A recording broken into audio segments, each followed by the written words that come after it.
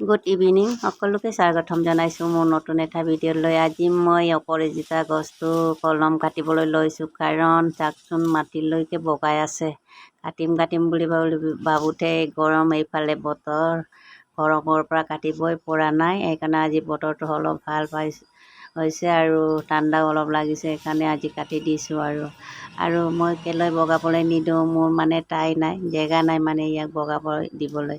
সেইকাৰণে মই এনেকৈ কলম কাটি ৰাখোঁ। আৰু এই গছজোপা মোৰ এতিয়া 3 বছৰমানেই হ'ল, মই এনেকৈয়ে ৰাখিছোঁ আৰু কলম কাটি কাৰণ ঠাই নাই, জেগা নাই, সেইকাৰণে এনেকৈ ৰাখিছোঁ। আৰু চাওক, এয়া মোৰ এটা গামলাতে 2জোপা আছে। আপোনালোকে দেখিছে গছজোপা পুৰণা গছ, এনেকৈ মই ৰাখোঁ। আৰু আপোনালোকে এনেকৈ ৰাখিলে 12 মাহে ফুলো খাই থাকিব। আপোনালোকৰো যদি জেগা নাই, এনেকৈ ৰাখিব পাৰে আৰু কলম কাটি ৰাখিব পাৰে। আৰু এনেকৈ ৰাখিলে ধুনীয়া জোপোহা হয় আৰু ধুনীয়া হয় আৰু গছজোপা। এইটোকে আপোনালোকৰ